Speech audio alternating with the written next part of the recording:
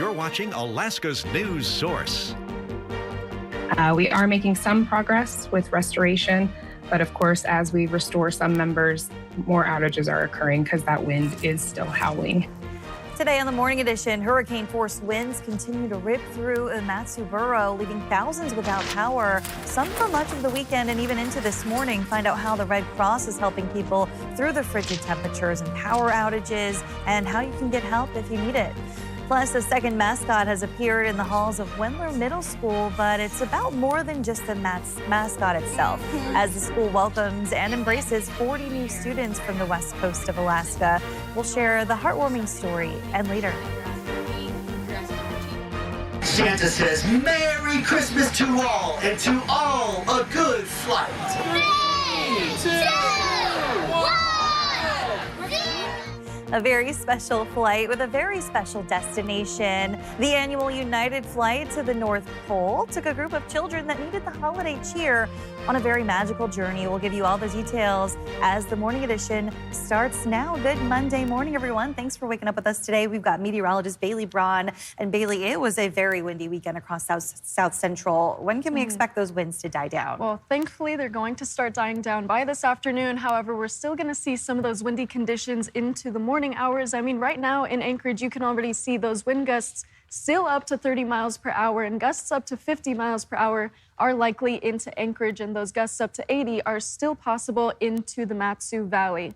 Now, just taking a look right now across the region, we're still seeing mostly clear skies, so that is the good news. But of course, those winds are not favorable to most areas. Now, you might even notice that in Valdez and Cordova, there's still some light snow moving across the region as some low pressure starts to seep its way into South Central from southeast. However, most of the rest of South Central can continue to expect these clear skies moving through.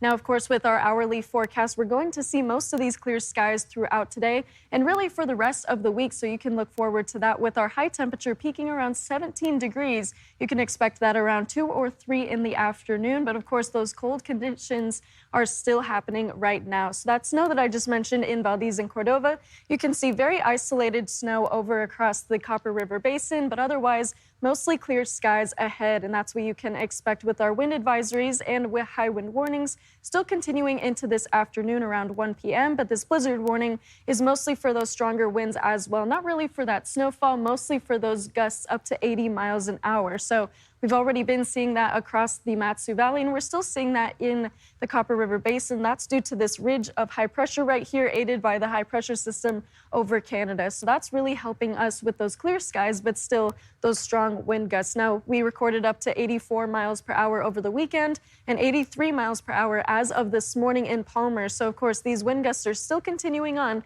through today, but they will begin to taper off as we progress through the week. You can already tell gusts will recede down to 30 miles per hour and then down back into the teens as we progress through the rest of this week. With the bad news, the Electric Association still reporting just over 8,800 customers without power as of 5:30 this morning. During the fierce windstorm currently ongoing, the Mat-Su School District has canceled school for the day for regions 1 through 5 and 7. Only those in Region 6 are still holding normal scheduled classes today. The Red Cross set up a shelter on Saturday in Palmer. On Sunday morning, it was moved to the Menard Center in Wasilla. Justin Matson checked in to see the impacts.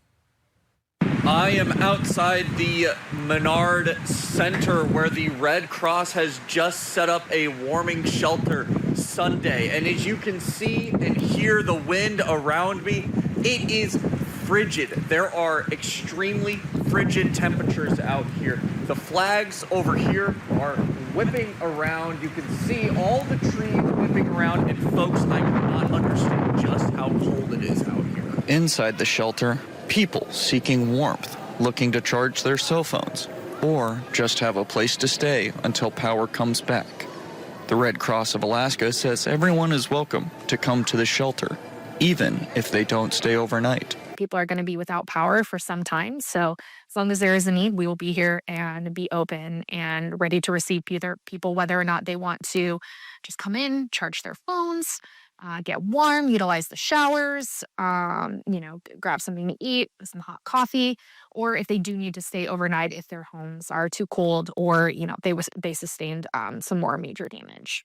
People impacted by the winds aren't the only ones staying at the warming shelter. The Red Cross says a multi-family home fire has displaced at least 5 families. The shelter is open to them as well. Justin Mattson, Alaska's news source. Meantime, harsh winter weather in western Alaska is slowing down the state's storm recovery efforts there. What we've done is kind of concluded our emergency response effort and moved into a recovery phase. We're still doing a lot of work. The state knew the window for emergency repairs was limited, and the Division of Homeland Security and Emergency Management says about 40% of flights for state crews trying to fly to that area have been canceled in recent days due to bad weather. With hundreds of evacuees still in Anchorage, the state is aiming to move them from hotel rooms into more permanent housing by the end of next week, like apartments. It's a complicated process. We have to make sure that there's units available for them, and we're working with large apartment complex owners to do that. We have to make sure that they go through all the leasing background checks and whatnot. We have to arrange for utilities. We can't just open a door and push someone into an empty apartment. So we're kind of putting together kits for them that will have basic necessities. Zedek says FEMA has contributed more than $27 million to help people with home damage, rental assistance, and other needs. With federal and state deadlines looming, the state encourages anyone affected to apply for assistance. Well, they lost so much to Typhoon Halong, but 40 middle schoolers aren't just learning in Anchorage. They're inspiring an entire community with their strength and spirit. Danny Tompkins reports. After that, we have 2 days. Here at Wendler Middle School, a second mascot can be seen on certain lockers, signifying the 40 new students that have joined from Western Alaska, and they've been adding smiles to the hallways. The new mascot features a ram combined with a bird to give students a piece of home. We do have 3 schools here, and they were all kind of like hawks or falcons, so that they have a piece of them from home, but also a piece here. These students share classes, including a Yupik immersion class, where they focus on conversation. I start with movement first before I do a lesson. And most of my lessons that I teach, it's more like talking to each other. I'm a language teacher, and I want them to be speaking. What I like about that class is that she speaks Yupik. And when she speaks Yupik, it reminds me of Quebec. 2 months ago, the large school was a shock for some. Kids were coming in, and her eyes got so big, and she stopped, and she's like, no. I went back into the classroom. But now, students are transitioning well and feeling more at home. Teachers and a few students they were nice to me on the first day. And through every smile, Wendler Middle School is building a bridge between communities. And I have to really commend their community to go through something that they went through. That was tragic as it was. The school says they're ready to support these students for as long as they need, whether that be weeks, months, or years. Danny Tompkins, Alaska's news source. The library policy remains as it is in the Fairbanks School District as the school board votes to keep it intact amid community concerns. On Tuesday, the board voted in favor of a larger group of policies being reviewed, which included the library policy. Board member Audra Hall suggested the group consider library policy separately. That idea was voted down. At the meeting, community members testified both in favor of and against the ongoing system. Proponents saying it allows parents to monitor their own students' access. Detractors saying some materials are inappropriate for school libraries. There's comic pictures of explicit sexual acts in these books that are accessible on the library floors in these libraries. And there's people on the board and people in the audience that are perfectly happy with kids possibly stumbling across this. I am not interested in dictating to others how they should use the library, and I don't want others to dictate how I or my children use the library. I do, however, appreciate that reading is a personal preference and checking books out is a very personal experience. So libraries should support all students' ability to do that. Ultimately, Lowell Carroll Hubbard was the only vote against the policy package. A magnitude 7.0 earthquake shook the ground near Yakutat over the weekend. Take a look at this video taken in Juneau Saturday, more than 350 miles from the quake's epicenter.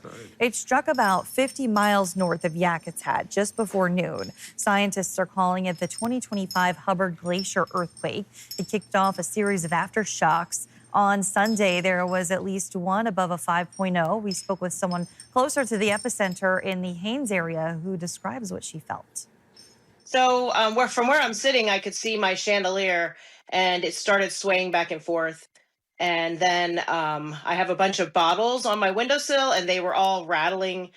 And the couch, of course, was starting to shake back and forth, and pretty much knew it was an earthquake. The Alaska Earthquake Center called it a pretty vigorous aftershock sequence. Well, if you're registered to vote here in Alaska, you might be getting a notice in the mail soon. Adelmi Ruiz joins us now from the newsroom with why the state wants your help cleaning up the voter rolls. Adelmi. Kristen, the Alaska Division of Elections is asking for your help cleaning up the voter rolls as required by statute. It says you may receive a voter registration confirmation notice in the mail. It's a flyer in the division mails to some yearly to help confirm whether registered voters reside at the homes they signed up to vote with. People who have registered to vote are still on the division's active list, but those who the division has not heard from in 2 years will have the card sent to them. What we hear back from usually is candidates and legislators. When they mail out things or when they go as they're campaigning, they'll go to somebody's house and ask for John Smith at 123 First Street and want to talk to him. And the person there will say, well, I don't know who that is. That person hasn't lived here for years. So it ends up being a costly problem for candidates for office because they're mailing out things to people who don't live here. Those who receive the mailer are asked to fill it out and return it or return to sender if it is in your name. She says if no response is heard after the second notice, your name may be moved to the inactive list. She says of the around 51,000 notices they sent out in 2024, about 29,000 were not returned. Kristen. All right, thanks, Adelmi. After years in the making, the long-awaited downtown Anchorage mushing arch is finally standing tall on 4th Avenue. Find out how city officials hope this iconic structure will bring new life and a lasting impression to the heart of Anchorage. Coming up. A busy weekend of heavy snow and strong winds. Calmer conditions are ahead statewide. I'll have your forecast after this. Welcome back. 15 minutes past the hour on this Monday morning, coming off of a very, very windy weekend in South Central, Bailey. Yes, it was incredibly windy and, not just windy in South Central, but we also had the first heavy snow of the season for Southeast. So just looking at our weather headlines for today, South Central, you're going to expect more of these wind gusts up to 80 miles per hour in areas like Mat-Su as well as Thompson Pass. Now, these high wind advisories and warnings will expire into the afternoon. But for Southeast, those temperatures are now dropping into single digits. This is going to begin that plummet towards the end of the weekend, but you're already going to notice a trend with those lows dropping to near zero.